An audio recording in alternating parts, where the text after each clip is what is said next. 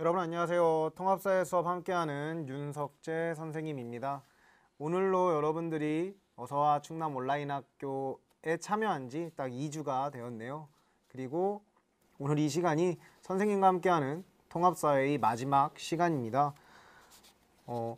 여러분들이 학교에 다닐 때를 한번 생각해봐요. 여러분들 방학이 너무 길어지다 보니까 내가 학교 다닐 때 어땠지? 라는 게 잘 기억이 안 날 것 같기도 한데요.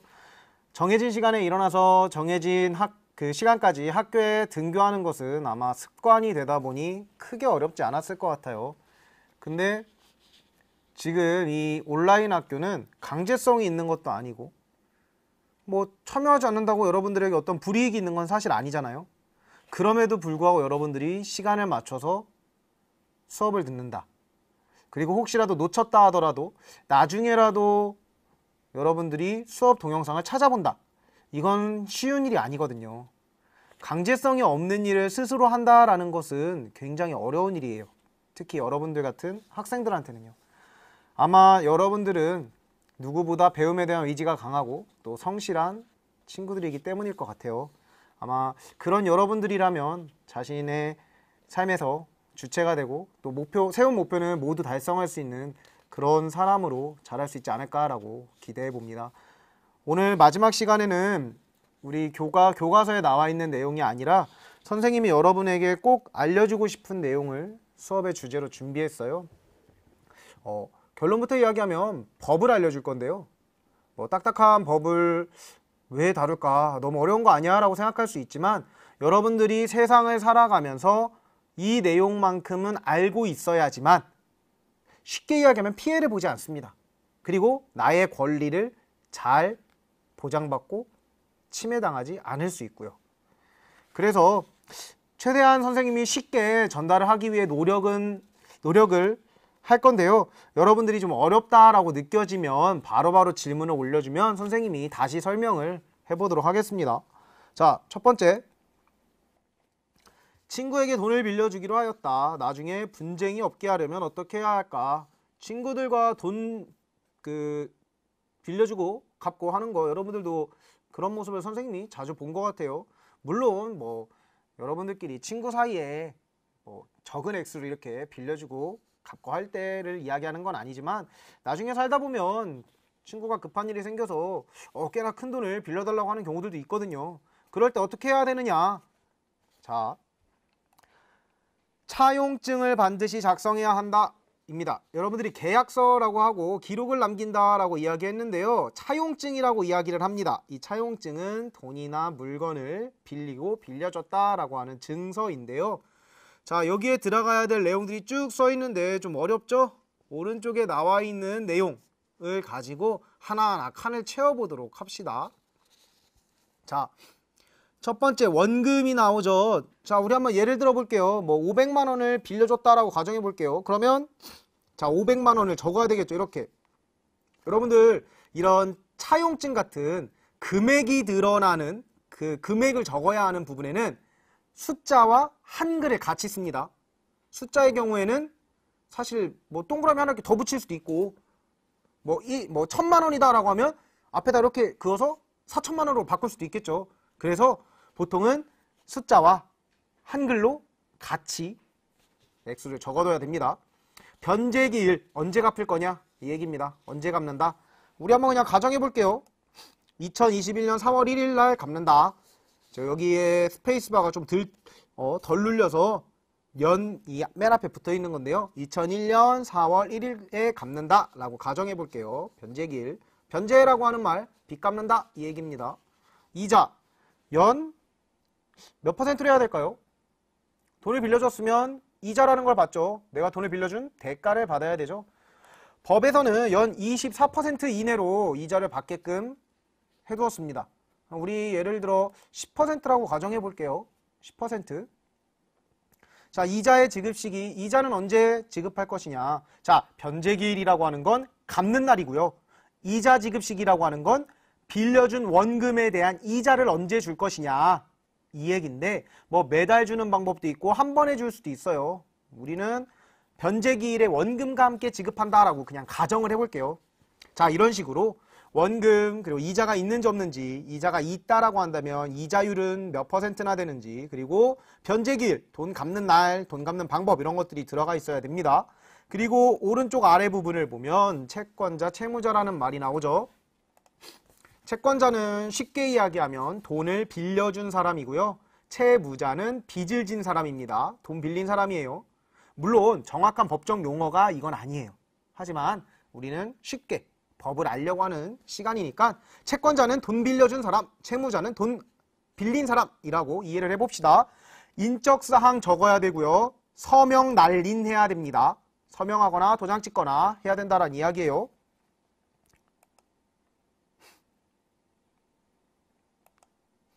자, 만약에 차용증을 작성하지 않았다, 또는 내가 차용증을 적었는데 잃어버렸다, 이러면 어떻게 해야 되느냐? 차용증을 작성하지는 않았으나 만약 계좌이체를 통해서 돈을 빌려줬다, 그러면 은행 거래 내역이 존재하죠. 몇 월 며칠 언제 돈을 빌려줬다, 돈이 오고 갔다 라는 게 남을 거니까 뭐 소송을 제기해서 증거로 사용할 수 있습니다. 여러분들 두 번째 시간에 우리 아르바이트 한 다음에 아르바이트 비용, 아르바이트비 기왕이면 계좌이체로 받아라 라고 선생님이 이야기했던 거 기억하는지 모르겠어요. 이렇게 증거를 남기려면 기왕이면 계좌이체로 받는 게 좋다라는 거죠. 물론 현금으로 받아도 됩니다. 근데 현금으로 받았다라고 하면 영수증을 받으면 됩니다. 자, 차용증이라고 하는 것은 딱 정해져 있는 양식 그대로 지켜야 되는 건 아니고요. 방금 전에, 자, 전 화면으로 넘어가 볼게요. 방금 전에 선생님이 이렇게 이야기한 이러한 요소들이 드러나게 작성하면 됩니다. 그리고 이 차용증 같은 경우에는 일반적으로 한 장씩 나눠 갖습니다. 한 사람만 가지고 있는 게 아니고요. 한 장씩. 빌린 사람, 빌려준 사람 한 장씩 나눠 가지고 있는 거예요. 차용증 양식이 딱 정해져 있는 게 아니기 때문에 방금 전에 살펴본 내용들을 적으면 되는 거예요. 자, 차용증을 분실하였다. 그러면 서류상의 증거가 없기 때문에 증인이 있으면 조금 도움이 됩니다. 돈을 빌려줬다라고 하는 사실을 알고 있는 증인을 확보해 두는 것도 소송에서 도움이 됩니다. 소송에서 이긴다라고 표현하지 않았어요. 법이라고 하는 것은 무조건 그렇다라고 단정 지을 수가 없어요. 상황마다 달라지죠. 하지만 증인이 있으면 그래도 좀 낫다라는 정도로 이해하면 됩니다. 친구에게 빌려준 돈을 제때 받지 못했습니다. 소송을 거는 것밖에는 방법이 없을까요? 소송을 거는 건 너무 복잡해 보이죠? 자, 빌려준 돈이 만약에 3천만 원을 넘지 않는다, 그러면 소액사건 심판제도라는 것을 이용할 수 있습니다. 빌려준 돈이 3천만 원이 안 되는데 돈을 못 받았다. 그러면 법원에 갑니다. 법원에 가서 소액사건 심판이라는 것을 접수합니다. 그러면 법원이 내가 접수한 내용을 보고 그 내용이 맞다라고 한다면 돈을 빌린 사람한테 돈 갚으세요. 언제까지 갚으세요 라고 이행 권고를 합니다. 권고해요. 근데 만약 돈을 빌린 사람이 원래 내용하고 좀 다른 게 있고 나는 지금 이 이행 권고를 따를 수 없어. 난 불복해 라고 생각이 든다. 그러면 재판을 합니다. 근데 우리가 흔히 알고 있는 3심제라고 하죠. 이렇게 재판을 3번에 걸쳐서 하는 게 아니고요. 1회로 끝내는 겁니다. 그러니까 소액사건 심판 제도는 훨씬 더 간단하게 분쟁을 해결할 수 있는 방법이라는 거죠. 아까도 이야기했지만 만약에 내가 돈을 빌렸다가 갚았다. 그러면 영수증을 받아두는 것이 좋습니다.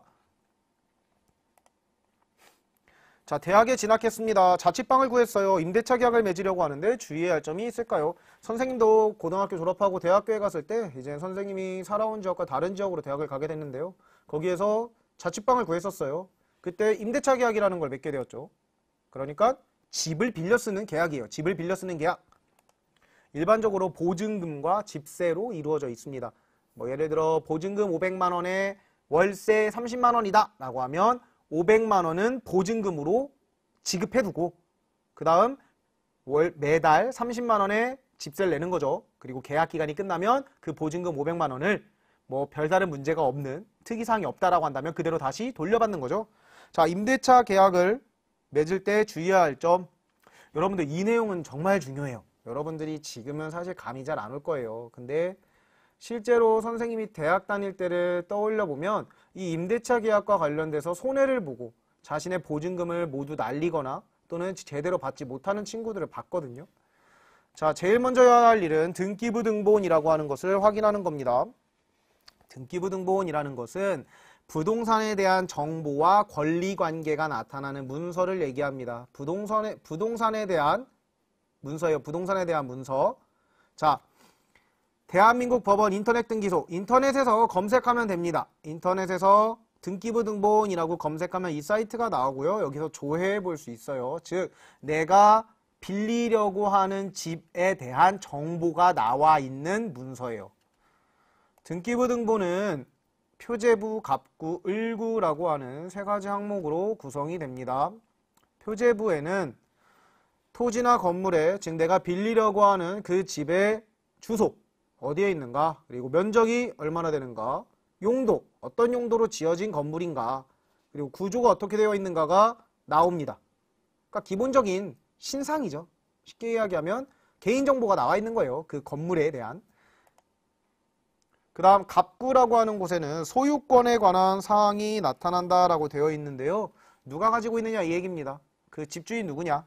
아주 쉽게 표현해 볼게요. 집주인 누구냐? 언제부터 이 집을 가지고 있느냐? 그게 바로 갑구에 나타납니다.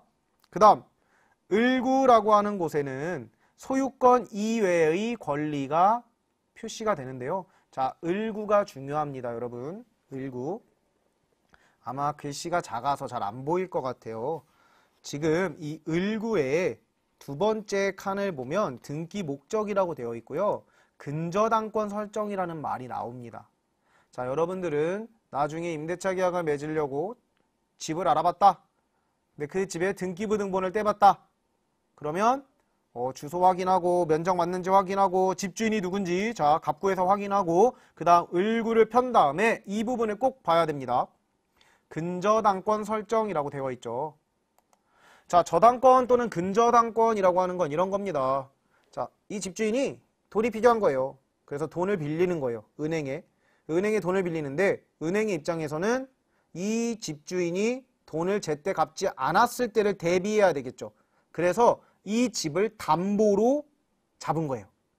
그래서 돈을 빌려준다. 근데 돈을 갚지 않았다. 그러면 이 집을 가져가겠다. 이겁니다. 그게 바로 저당권을 설정한다. 라고 쉽게 이야기할 수 있어요. 자, 집주인이 이 부동산을 즉 집을 담보로 돈을 빌렸습니다. 그런데 돈을 못 갚았어요. 그러면 은행이 자, 채권자는 돈 빌려준 사람이라 그랬죠. 은행이 집을 팔아서 돈을 확보합니다. 지금 집주인이 이 집을 담보로 돈을 빌려갔는데 돈을 안 갚았다? 그럼 당연히 이 집을 가져가는 거죠. 그래서 이 집을 팔아서 돈을 가져가면 되는 거죠. 은행이. 그런데 문제가 생길 때가 있어요. 이런 경우요. 빌린 돈과 이 집값을 비교했더니 똑같다. 또는 빌린 돈이 더 많더라.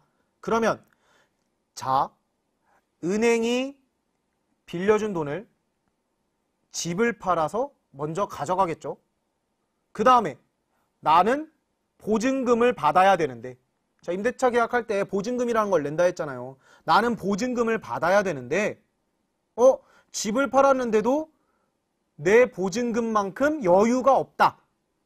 그러면 나는 보증금을 못 받게 될 가능성도 있다는 거죠. 물론 집주인을 찾아가서 돈 주세요, 내 보증금 주세요 라고 하면 되겠지만 그 집주인은 돈이 없으니까 은행에 돈을 못 갚은 걸 거 아니에요. 그러면 내 보증금도 제대로 지급하지 못할 가능성이 있다는 거죠. 그러면 우리는 막 소송도 걸어야 되고 복잡한 법적 분쟁을 거쳐야 된다는 거예요. 그래서 기왕이면 이 저당권이라던가 근저당권이라고 하는 것이 설정되어 있지 않은 경우가 좋고요. 불가피하다라고 한다면 이 근저당권 또는 저당권이 얼마로 설정되어 있는지가 다 뜨거든요. 그러면 대충 이 집값과 이 집의 가치와 설정되어 있는 근저당권 또는 저당권의 그 액수를 비교해서 좀 여유가 있는 경우에 임대차 계약을 맺는 게 좋다라는 겁니다. 자, 이렇게 등기부등본을 확인했더니 뭐 내가 보증금을 못 받을 것 같진 않아요. 아니면 근저당권 같은 것도 없었어요. 그리고 내가 알아본 그 집과 주소도 일치했고 집주인도 서류상의 집주인과 같은 집주인이었어요. 자, 모든 게 이상이 없어요. 나는 이 집이 마음에 들어요. 그러면 계약해야겠죠. 임대차 계약서를 작성합니다. 임대인과 임차인을 써야 돼요. 임대인, 집 빌려주는 사람, 임차인, 돈 주고 집 빌린 사람의 이름과 주소, 연락처, 날인, 도장입니다. 도장을 찍어야 돼요. 그 다음 이 집의 구조, 면적, 주소 이런 정보, 아까 등기부 등본에서 표제부에 나타났던 내용들을 정확하게 표시를 해줍니다. 그 다음 오른쪽으로 보면 보증금이 얼마인지, 집세가 얼마인지 이런 것을 정해야 되겠죠. 정해서 기록을 합니다. 그리고 임대차 기간도 중요하죠. 임대차 기간, 그러니까 이 집을 얼마 동안 빌릴 것이냐 이 얘기예요. 얼마 동안 빌릴 것이냐. 일반적으로는 2년을 빌리는 것이 일반적으로 볼 수 있는 모습입니다. 2년. 월세로 빌린다라고 하면 1년인 경우들도 많이 있고요. 이것은 집을 빌려주는 사람과 집을 빌리는 사람이 합의하에 결정을 하는 내용이라고 생각하면 되겠습니다. 그 다음 또 중요한 거. 자, 이렇게 내가 임대차 계약을 맺었어요. 그래서 이 집을 빌리기로 했습니다. 그 다음에 여러분들이 꼭 해야 할 일, 지금 이야기할 요 내용은 반드시 해야 됩니다. 자, 이 세 가지를 꼭 해야 돼요. 일단 집을 빌렸으니 이사를 가서 실제로 살아야 되겠죠. 두 번째, 주민등록을 해야 됩니다. 주민등록을 옮기지 않는 사람들이 있어요. 근데 법의 보호를 받기 위해서는 전입신고라는 걸 꼭 해야 됩니다. 저 이제부터 여기 살아요 라는 것을 확인한다라는 거죠. 그리고 계약서에, 방금 작성한 그 임대차 계약서에 확정일자라고 하는 걸 받아야 됩니다. 자, 실제로 거주하는 건 가서 살면 되는 거고, 두 번째, 세 번째 나와 있는 건 읍면동에 있는 주민센터에 가면 할 수 있습니다. 한 번에 할 수 있어요. 가서 전입신고하러 왔고요. 확정일자 받으려고요 라고 이야기하면 됩니다. 이걸 하면 어떤 효과가 있느냐. 자, 실제로 거주하고 전입신고를 했다. 이 두 가지 요건을 충족했다. 그러면 자신이 임차인이라는 것을 누구에게나 주장할 수 있습니다. 그 말은 나 정당하게 일정 기간 동안 이 집을 빌려서 살고 있는 겁니다 라고 주장할 수 있다는 얘기예요. 그래서 만약에 집주인이 바뀌었어요. 내가 임대차 계약을 맺어서 살고 있는데 그 사이에 집주인이 이 집을 다른 사람에게 팔았어요. 집주인이 바뀌었죠. 그럼 바뀐 집주인이 당신 나가, 내 집이잖아, 나랑 계약한 거 아니잖아 라고 이야기할 수 있겠죠. 그럴 때 여러분들이 실제로 거주하고 있고 전입신고가 되어 있다라고 한다면 나는 원래 계약된 기간까지 여기서 살 권리가 있습니다 라고 주장할 수 있는 거예요. 그 다음 이 두 가지에 더해서 계약서에 확정일자까지 받아두었다. 그러면 보증금을 우선적으로 돌려받을 수 있습니다. 물론 여러분 이건 있어요. 아까 등기부 등본에서 을구에 저당권 또는 근저당권이라는 것이 설정되어 있는가를 확인하라 그랬죠. 설정이 되어 있었다라고 한다면 그거 먼저 처리하고 나서 보증금을 받는 거예요. 자, 지금 여기에 나와 있는 내용은 사실 법에서 여러 권리에 따른 우선순위도 있고 막 상황마다 법적 판단이 필요한 내용이거든요.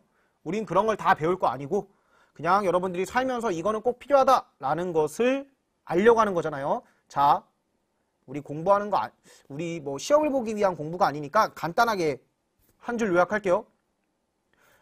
임대차 계약을 맺으려면 등기부 등본을 확인하고 계약서를 쓴 후 전입신고를 하고 확정일자를 받아라. 이것만 기억합시다. 전입신고하고 확정일자 받자. 지금 이 화면에 나와 있는 거 꼭 하자 이 얘기입니다. 그 다음 저작권과 관련된 이야기 해볼게요. 자, 다른 사람의 글을 블로그에 그대로 복사해서 올린 경우에 저작권에 문제가 없을까요? 저작권에 문제 있습니다. 자신의 생각과 느낌을 표현한 글은 저작권의 보호를 받습니다. 그래서 초등학생이 어떤 수필을 써서 자기의 블로그에 올렸었나 봐요. 근데 그걸 누가 퍼갔어요. 이때 저작권 위반인가? 법원은 초등학생이 쓴 수필이지만 그것은 저작권에 위반된다 라고 판결한 사례가 있습니다. 노래 가사를 내 SNS 계정에 올린다. 가능할까요? 노래 가사는 법으로 보호받겠죠. 작사가가 보호를 받겠죠. 작사가가 노래 가사에 대한 저작권 가지고 있습니다. 따라서 문제가 될 수 있습니다. 세 번째, 유명한 노래를 부른 커버 영상을 유튜브에 올렸다. 자, 타인의 허락 없이 상업적으로 사용하는 것은 문제가 될 수 있습니다. 그 말은 내가 유튜브에 올려서 그걸 통해서 뭐 구독자가 늘어나고 돈을 벌었다. 그러면 문제가 될 수 있다는 거예요.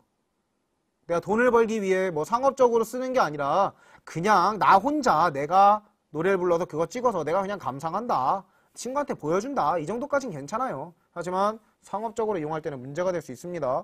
자, 2번과 3번의 답변에 될 수 있습니다라고 해놨죠. 뭐 작사가라던가 가수라던가 작곡가가 문제 제기 안 하면 뭐 별 문제 없습니다. 문제 제기를 안 하는 경우에는. 마지막으로 수행평가다가 신문기사를 편집해서 썼다. 교육상 목적이기 때문에 괜찮습니다. 크게 문제되지 않아요. 하지만 출처는 반드시 적어줘야 됩니다. 그 다음 요즘에 온라인 쇼핑몰에서 이것저것 쇼핑을 하는 친구들 많이 있죠. 선생님도 온라인 쇼핑몰을 주로 이용하는데요. 온라인 쇼핑몰을 구경하다가 충동구매를 했다. 환불할 수 있을까? 뭐 경우에 따라서는 뭐 핸드메이드 제품이니 반품 뭐 환불이 불가합니다. 뭐 이런 말들이 써 있는 경우들도 있죠. 답부터 보면 소비자를 보호할 필요가 있는 특수한 거래에서는 일정 기간 내에 청약 철회를 할 수 있습니다. 청약 철회 어려운 말이죠. 쉽게 갑시다. 환불입니다. 환불. 자, 방문 판매 우리 집에 와서 막 이것저것 물건 깔아놓고 이거 살래요? 이거 살래요? 이렇게 하는 경우에요. 전화 권유 판매. 여러분들 스팸 전화라고 흔히 우리가 이야기하는데 전화로 아 이번에 이런 좋은 상품이 있는데 고객님 이런 거 한번 구입해 보시겠습니까? 이런 거 있죠. 그렇게 방문 판매 또는 전화 권유 판매를 통해서 물건을 구입했다. 그러면 계약일부터 14일. 전자상거래 또는 통신 판매. 뭐 둘을 굳이 구분할 필요 없어요. 여러분들은 온라인에서 샀다. 인터넷 쇼핑으로 샀다. 이런 경우엔 계약일로부터 7일 이내에 청약 철회할 수 있습니다. 환불받을 수 있다는 거예요. 물건에 문제가 없어도 환불받을 수 있다는 겁니다. 내가 샀는데 그냥 마음에 안 든다. 환불하면 된다는 거예요. 택배비는 소비자가 부담해야 되고요. 근데 이런 경우에 물건을 판매한 사람이 좀 손해를 보는 경우들도 발생하겠죠. 그냥 무작정 샀는데 다 환불한다. 그러면 물건 판매자를 보호하지 못할 수도 있어요. 그래서 청약 처리할 수 없는 사례들도 있습니다. 환불할 수 없는 사례들이에요. 첫 번째, 소비자의 책임으로 상품이 파손 또는 훼손된 경우, 물건이 망가진 경우를 얘기하는 거예요. 네, 충동구매 환불할 수 있어요. 근데 충동구매를 했는데 환불이 안 되는 경우를 지금 공부하고 있는 겁니다. 자, 소비자의 책임으로 상품이 파손 또는 훼손된 경우 안 되고요. 소비자가 사용하여 가치가 현저히 낮아진 경우, 예를 들어 방금 전에 인터넷 쇼핑몰에서 물건을 구입하고 7일 이내에는 환불할 수 있다고 했는데 내가 한 6일 동안 열심히 신고 다녔어요. 신발을. 그래서 신발이 막 뒷굽도 좀 닳았고 냄새도 나고 또 색깔도 좀 빠졌어요. 그랬는데 환불해주세요 라고 할 수는 없겠죠. 왜냐? 그 신발의 가치가 낮아졌기 때문에. 그러니까 소비자가 사용해서 그 상품의 가치를 현저히 낮췄다. 그러면 환불할 수 없다라는 겁니다. 세 번째, 시간이 지남에 따라 다시 판매하기 어려워진 경우. 뭐 예를 들어 볼게요. 유통기한이 한 일주일짜리예요. 일주일짜리 식품을 샀어요. 근데 5일 있다가 환불한다. 그러면 판매자 입장에서는 막 이거를 환불해주고 다시 판매할 수 있는 시간이 하루? 경우에 따라서 하루도 안 나올 수 있겠죠. 이렇게 시간이 지나다 보니까 다시 판매하기가 어려워진 상황들이 있는데 이런 경우에는 환불할 수 없습니다. 그 다음, 복제할 수 있는 포장을 훼손한 경우. 복제할 수 있는 포장을 훼손했다. 즉 게임 CD 또는 음반, 음악 CD 이런 것들이에요. 이런 거는 포장을 뜯어서 이미 한번 사용했어요.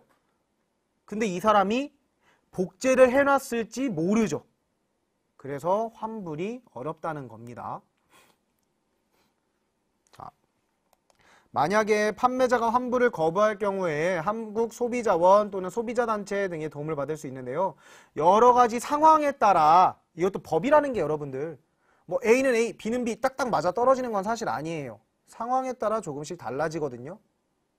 그러다 보니까 여러분들 뉴스에 보면 어떤 사람이 똑같이 절도를 저질렀어도 어떤 경우에는 뭐 징역 1년인데 어떤 경우에는 집행유예가 떨어지고 어떤 경우는 뭐 기소유예가 떨어지고 항상 다른 경우들을 볼 수 있죠.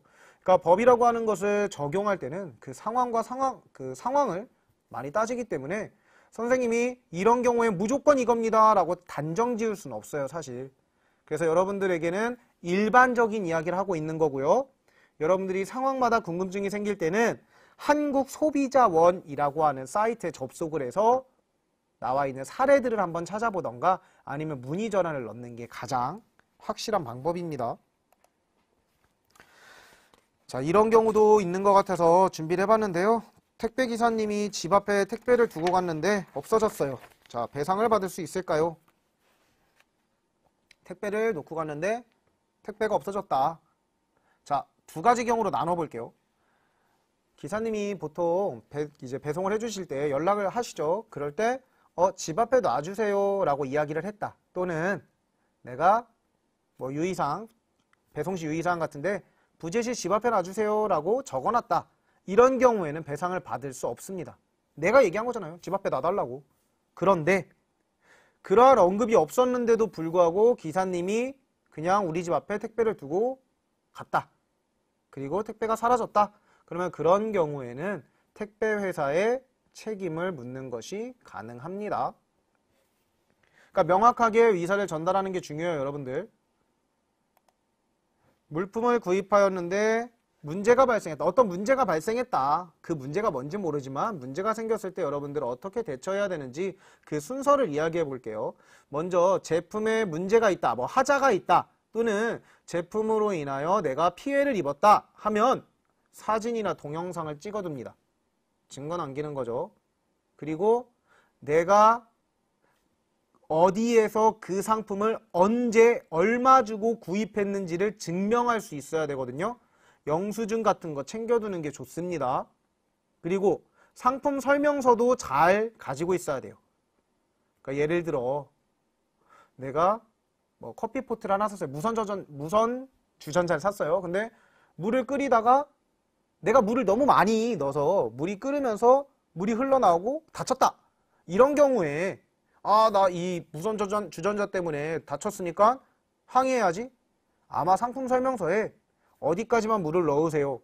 뜨거우니 주의해야 됩니다. 이런 문구가 있었을 거예요. 그런 경우에는 문제를 제기하기 어렵겠죠. 그러니까 상품 설명서도 잘 챙겨둡니다. 그 다음에 판매자에게 불만사항을 이야기해야 돼요. 나 이러이러한 문제가 있습니다. 이 물건에 이러한 문제가 있습니다. 또는 나 이것 때문에 이런 피해가 있습니다. 라는 걸 판매자에게 알리고요. 여기서 만약에 판매자가 처리를 해주면 그대로 끝이고 뭐 처리를 해주지 않았다. 또는 내가 원하는 대로 진행되지 않았다라고 한다면 지금 이 일련의 모든 과정을 다 증거로 남긴 이후에 한국소비자원, 자 선생님 여러 번 이야기하네요. 한국소비자원의 도움을 받으면 됩니다. 얼마 전 구입한 난로에서 갑자기 불이 나 주변이 타버리고 화상을 입었습니다. 손해배상은 누구에게 받아야 할까요? 자, 제조물의 결함으로 인해 생명, 신체, 재산상의 손해가 발생한 경우에는 제조업자가 고의를 가지고 있었다 또는 과실이 있었다 여부와 관계없이 제조업자가 손해배상 책임을 집니다. 무슨 말이냐? 난로를 구입해서 나는 난로를 사용할 때 유의해야 될 사항을 다 지켜서 썼다. 근데 난로에서 갑자기 불이 나서 주변이 타고 내가 다쳤다. 그러면 책임은 제조업자가 지는 겁니다. 난로 만든 업체, 난로 만든 업체에서 진다는 이야기예요. 소비자는 나는 난로를 일반적인 방법으로 사용했다. 뭐 내가 난로를 특이한 방법으로 썼다거나 아니면 유의사항에 나와 있는 걸 지키지 않았다. 뭐 이런 게 아니라 나는 제대로 사용했는데 문제가 발생했습니다. 라는 것을 증명해내면, 입증해내면 제조업자가 책임을 지게 됩니다. 여기서 좀 재밌는 게 있어요. 자, 난로 때문에 주변이 불탔다. 그러면 재산상의 손해가 발생했겠죠. 그리고 화상을 입었다. 신체의 손해가 발생했죠. 이건 제조업자가 책임지고요. 난로에서 불이 났으니까 이제 난로 못 쓰잖아요. 그 난로는 구입한 곳에 이야기하는 겁니다. 구입한 곳. 내가 예를 들어 어떤 마트에서 구입했다. 그러면 마트에 가서 이 난로가 불이 났으니 수리해주든 교환해주든 환불해주세요라고 요청하는 겁니다. 이게 두 개가 좀 달라요. 굉장히 특이한 부분이죠. 사랑하는 연인이 있습니다. 언제 결혼할 수 있을까요? 결혼에 대한 이야기 해볼게요. 혼인이 성립하기 위한 조건들입니다. 먼저 혼인할 의사가 있어야 되겠죠. 양쪽이 모두 혼인하겠다라고 하는 의사를 가지고 있어야 돼요. 강제적으로 혼인하는 건 당연히 안 되죠. 두 번째, 만 18세 이상이어야 됩니다. 우리나라는 법적으로 만 18세가 넘으면 결혼할 수 있게 정해져 있어요. 그런데 자, 이게 중요합니다. 만 18세다. 결혼할 수 있습니다. 만 18세 이상이라고 했으니까요. 만 18세는 부모 동의를 받아야지 혼인할 수 있고요. 만 19세가 됐다. 그럼 부모 동의를 받지 않고 혼인하는 것이 가능합니다. 자, 이 차이가 있어요. 만 18세 이상이면 결혼할 수 있다. 하지만 만 18세는 부모의 동의가 필요하다. 이 정도로 정리할게요. 그 다음 친인척 관계에 있으면 혼인할 수 없습니다. 그리고 당연히 이미 혼인 중이면 안 되겠죠. 내가 이미 혼인 관계에 있는데 다른 사람과 또 혼인한다? 우리나라는 일부 다처제나 일처 다부제가 허용되는 나라가 아니죠. 따라서 한 명은 한 명이 혼인 관계에 놓여야 되는 거죠. 그 다음 혼인 신고해야지 혼인이 되는 겁니다. 자, 친인척 관계는 여러분들 좀 복잡한 뭐 팔촌이네, 친척, 사촌이네, 인척 뭐 이런 이야기들이 막 나오거든요. 그래서 이 부분은 여러분들이 나중에 2학년 또는 3학년 때 정치화법이라고 하는 과목을 배울 때 정확하게 다루게 될 것 같아요. 그래서 일단은 뭐 몇 총까지 안 되느냐? 정해져 있어요. 정해져 있는데 그냥 친인척 관계는 안 되는구나 정도로만 오늘은 이해를 하고 자세한 내용은 그 정치화법 시간에 공부를 하는 게 좋을 것 같아요. 뭐 궁금한 친구들은 검색해보면 바로 나옵니다. 자, 혼인으로 인해 발생하는 권리와 의무가 있는데요. 새로운 친족관계가 만들어지죠. 뭐 혼인을 했다 그러면 시부모님, 뭐 장모님, 장인어른, 매형, 처제, 도련님, 형부 뭐 이런 서로의 집안 가족과 서로의 가족이 이젠 친족이 되는 거죠. 그런 새로운 관계가 만들어진다는 거. 그리고 동거해야 할 의무가 있습니다. 뭐 불가피한 경우는 어쩔 수 없고요. 그리고 상호 부양하고 서로 부양해주고 협조해야 될 의무가 있습니다. 서로 혼인을 했는데 남남처럼 지내면서 서로 거들떠도 안 보고 뭐 죽는가 사는가 뭐 신경도 안 쓰고 하면 안 된다는 얘기죠. 그 다음 나의 죽음을 알리지 말라. 유명한 사람의 뭐 말이라고 알려져 있죠. 그런 유언은 효력이 있을까? 자, 유언은 형식을 갖춰야 돼요. 유언은 그냥 내가 막 죽기 직전에 난 이젠 다 산 것 같으니 내 모든 전 재산을 뭐 누구에게 줘라. 그런다고 해서 그게 유언이 성립되는 게 아니에요. 자, 유언의 종류가 5가지 정도가 있는데요. 가장 대표적인 거 2가지 정도만 자세하게 알아볼게요. 자필 증서 유언, 자필로 썼다라는 겁니다. 유언의 내용, 그리고 이름, 주소, 언제 작성했는지, 작성 연원일을 직접 적습니다. 타이핑 안 됩니다. 직접 적어야 돼요. 그리고 도장을 찍어야 돼요. 자, 여러분들이 유언을 난 남겨놔야 되겠다라고 하면 이러한 요건에 따라 남겨야 된다라는 거예요. 물론 유언을 할 수 있는 나이가 정해져 있거든요. 그래서 유언을 할 수 있는 나이가 되면 이렇게 자필증서 유언을 남길 수 있습니다. 그 다음 녹음 유언. 이렇게 선호를 적기 어려운 경우도 있죠. 그러면 녹음기를 켜놓고 자, 유언, 난 이러이러한 유언을 남긴다 얘기하고요. 그리고 유언하는 나는 누구다 얘기하고요. 지금 몇 월 며칠이다 라고 얘기합니다. 그리고 증인이 옆에 한 명 더 있어야 돼요. 그 증인이 나는 증인 누굽니다. 그리고 지금 이야기한 이 유언은 정확합니다. 라고 말한 지금 선생님이 이야기한 이 모든 것을 녹음하면 됩니다. 이때 증인은 미성년자 증인할 수 없고요. 또 유언으로 이익을 보는 사람도 증인을 할 수 없습니다. 뭐 예를 들어 뭐 지병이 있어서 또는 뭐 몸이 많이 좋지 않아서 뭐 얼마 살 날이 안 남은 사람이 이제 돌아가셨을 때 그 재산 같은 것을 물려받을 사람이 일부러 강제로 이러이러한 내용으로 유언하세요 라고 할 수 있겠죠. 내가 증인할 테니 막 이렇게 유언하세요. 이게 가능할 거 아니에요. 그러다 보니까 유언으로 이익을 볼 수 있는 사람은 이 유언의 증인으로 증인이 될 수 없게 정해둔 겁니다. 비밀증서 유언이라고 하는 건 뭐 요건이 여러 가지 있는데 여러분들 구체적으로 알기엔 좀 어려운 내용이고요. 그냥 유언을 해서 봉투 안에 넣어서 잠궈둔다 이거고요. 구수증서 유언을 하기에 좀 어려운 신체적으로 심각한 병에 걸려 있거나 이런 경우가 있겠죠. 그런 경우에 중증 환자 같은 경우에 이 사람이 이제 의사표현을 하면 누군가가 받아 적는 형태가 구수증서입니다. 그 다음에 공정증서는 공적으로 인정받았다라는 거예요. 지금 그 어떤 친구가 이야기를 해줬는데 여러분들 일단은 자살은 하면 안 돼요. 그리고 청소년이 자살을 통해 유언을 남겼다 이렇게 이야기하고 있는데 유언을 할 수 있는 나이가 돼서 유언을 남겼으면 그 유언은 효력을 발생시키는데요. 근데 유언이 법적으로 효력을 갖기 위해서는 지금 선생님이 이야기한 이 내용을 따라야 된다라는 거예요. 그러니까 내가 유언을 남긴답시고 유언의 내용과 이름, 주소, 작성, 연월일을 타이핑 쳐서 남겨놨다. 그건 유언이 될 수 없다는 거예요. 내가 유언을 남기려면 유언의 내용, 이름, 주소, 작성, 연월일을 직접 적고 나서 도장을 찍어야 된다는 거예요. 그래야지만 그 유언이 법적으로 효력을 갖추는 겁니다. 그리고 치매 환자 같은 경우에 사실 좀 어려움이 있을 수 있는데요. 구수증서 유언 같은 거를 사용하는 경우가 있어요.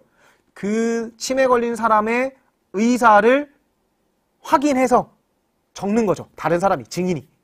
그래서 그게 정확한가 정확하지 않은가를 확인시키고 그 다음에 유언으로 남기는 경우가 있는데 사실 보통 그런 경우에 유언이 정확하냐 정확하지 않느냐를 가지고 법적 분쟁이 발생하는 경우가 종종 있습니다. 자, 아버지가 돌아가시면서 7억을 유산으로 남기셨습니다. 어머니와 저 동생이 있습니다. 얼마를 상속받게 되나요? 상속순위는 이렇게 됩니다. 1순위 직계비속, 자녀라던가 손자가 되는 겁니다. 손자, 손녀. 그리고 2순위 직계존속, 부모라던가 할머니, 할아버지가 되는 거예요. 3순위는 형제, 자매. 그리고 4순위는 사촌 이내의 혈족, 즉 삼촌이라던가 고모가 되는 건데요. 여러분들 이게 좀 어려운 내용인데 자, 이렇게 생각하면 됩니다. 아버지가 돌아가시면서 7억을 유산으로 남겼다. 자, 어머니가 있고 동생이 있고 본인이 있어요. 자, 어머니는 배우자죠. 그리고 여기서 말하는 저와 본인과 동생은 직계 비속이죠. 자녀니까. 그러면 이 모두가 상속 1순위예요. 그러니까 3명 모두 상속을 받는다는 거예요. 만약에 자녀가 없다. 자녀가 없고 배우자는 있다. 그리고 부모님이 있다. 그러면 그때는 부모님과 배우자가 상속을 받는 거고요. 이것도 굉장히 어려운 내용인데 여러분들 그냥 간단하게 이야기해 볼게요. 일단 배우자가 있으면 배우자는 받습니다. 자녀가 있으면 자녀가 우선, 자녀가 없으면 부모. 이렇게 이해하면 됩니다. 배우자는 1.5배를 더 받습니다. 배우자는 1.5배를 더 받아요. 그럼 한번 계산해 볼게요. 자, 배우자인 어머니는 1.5배를 더 받는다. 7억에. 그러면 어머니는 3억을 받고 본인과 동생은 2억씩 받으면 본인과 동생 2억의 1.5배를 배우자인 어머니가 가져가는 형태 딱 맞겠죠? 자, 이렇게 상속분이 계산되는 겁니다. 이 상속을 계산하는 것도 굉장히 복잡해요. 사실 상황마다 많이 나오는데 여러분들 우리 오늘은 정치화법 공부를 하는 게 아니니까 간단하게 다시 정리해 볼게요. 배우자가 있으면 배우자는 받는다. 자녀가 있으면 자녀와 배우자가 받는다. 자녀가 없으면 부모와 배우자가 받는다. 이렇게 정리하면 되겠습니다. 자, 아까 그리고 이런 얘기를 한 게 질문을 올려놓은 친구가 있는데요. 임종 전에 유언을 한번 남겨놨는데 임종 직전에 유언을 한번 더 했다. 자, 임종 직전에 남긴 유언이 예전에 남긴 유언과 내용이 달라졌어요. 근데 임종 직전에 남긴 유언이 아까 우리가 공부한 유언의 조건을 모두 갖추고 있어요. 유언의 형식을 그대로 갖췄어요. 그러면 그 내용을 따르는 겁니다. 가장 최근, 가장 최신 업데이트된 유언을 따르는 게 됩니다. 형식을 갖추었다면 말하는 거예요. 자, 이런 경우도 있을 수 있겠죠. 부모님이 돌아가셨는데 평소 빚이 많으셨습니다. 제가 그 빚을 대신 갚아야 할까요? 결론부터 이야기하면 빚도 상속됩니다. 하지만 방법이 있어요. 자, 상속의 종류엔 세 가지가 있는데요. 단순 승인이라고 하는 건 우리 부모님이 남기신 재산과 빚을 그대로 상속받아서 재산은 물려받고 빚은 내가 갚는 거예요. 한정 승인이라고 하는 것은 상속받을 재산의 범위 안에서만 빚을 갚는 거예요. 예를 들어 재산이 5억이고 빚이 3억이다. 그러면 이 5억에서 3억 갚으면 되는 거죠. 이게 한정 승인이에요. 만약에 재산이 5억인데 빚은 10억이다. 그러면 5억만큼만 빚을 갚고 끝. 이게 한정 승인. 상속 포기는 나는 재산이건 빚이건 상속받지 않겠습니다 라고 하는 겁니다. 자, 여러분들이 여기서 알아야 될 거, 요 두 가지를 잘 알아둬야 돼요. 뭐 우리 보호자가 재산을 이렇게 많이, 우리 부모님이 재산을 많이 물려주시는 경우만 있는 건 아니잖아요. 근데 내가 우리 부모님이 빚이 얼마나 있으시지? 모를 수도 있고요. 우리 부모님이 빚을 많이 가지고 있으면 나 어떡하지? 그럴 경우에 한정 승인이라던가 상속 포기와 같은 것들을 하면 됩니다. 한정 승인 또는 상속 포기. 자, 여러분들 오늘 공부한 내용은 여러분들이 세상을 살면서 필요한 법에 대한 건데요. 선생님 사실 좀 조심스러운 게 있어요. 왜냐면 법이라고 하는 건 상황마다 판단이 조금은 달라질 수 있고요. 해석에 따라서도 의미가 조금 바뀔 수도 있고요. 선생님이 오늘 이야기한 것도 뭐 미묘한 상황에 따라서 다른 결론이 내려질 수 있어요.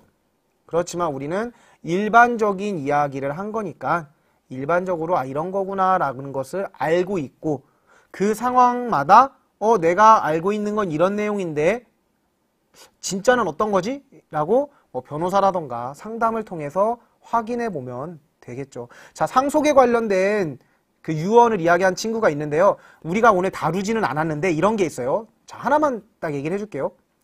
나는 죽으면 내 전 재산 100억을 어디 학교에 기부하겠다. 이렇게 유언할 수 있겠죠. 그러면 원래 상속받아야 될 자녀들은 돈을 하나도 못 받느냐? 아니에요. 우리 부모님이 전 재산을 어디에 기부하겠다라고 밝혀도 유언을 그렇게 했다 하더라도 나는 일정 부분을 상속받는 게 가능해요. 유류분이라고 이야기합니다. 어려워요. 그래서 여러분들 이런 내용들, 지금 오늘 공부한 내용들에 대해서 좀 더 자세히 알고 싶다. 나는 법을 잘 알아서 법조인이 되고 싶다 하는 친구들은 각 학교 2학년, 3학년 때 배울 정치와 법이라고 하는 과목을 선택하면 오늘 공부한 이런 내용들을 자세하게 다루게 됩니다. 자, 2주 동안 선생님과 통합사회 수업을 했는데요. 아쉬움이 많이 남아요. 선생님이 조금 더 자세하게 설명해주고 좀 더 쉽게 다양한 예시를 들었으면 얼마나 좋았을까 많이 후회도 되고요. 말이 좀 너무 빨랐던 거 아닌가, 좀 더 표정을 필걸 막 이런 생각도 많이 합니다. 하지만 여러분들이 나름대로 선생님이 노력했다라는 걸 좀 알아줬으면 좋겠고요. 그리고 힘들었을 텐데 이렇게 수업을 잘 따라온 여러분도 너무 선생님이 고맙고 그리고 대견합니다. 마지막으로 선생님이 여러분들에게 꼭 들려주고 싶은 시가 하나 있어서 가져왔는데요. 늘 강아지를 만지고 손을 씻었다. 내일부터는 손을 씻고 강아지를 만져야지. 내가 내 입장에서 생각하는 게 아니라 강아지의 입장에서도 생각을 해보고 그리고 늘 당연시하던 것에 의문을 좀 가져보기도 하고 그러니까 여러분들이 이런 태도를 가졌으면 좋겠다. 이런 마음가짐을 가졌으면 좋겠다라고 생각을 해요. 당연시되는 것에 의문을 가지면서 반성하는 태도를 갖고 또 입장을 바꿔 생각할 줄 아는 그런 마음을 아마도 이렇게 성실하게 수업에 참여해준 여러분들이라면 이미 다 가지고 있을 것 같아요. 여러분들 기회가 된다면 학교 현장에서 각 학교에서 실제로 선생님과 마주보면서 수업을 하면 참 좋을 것 같아요.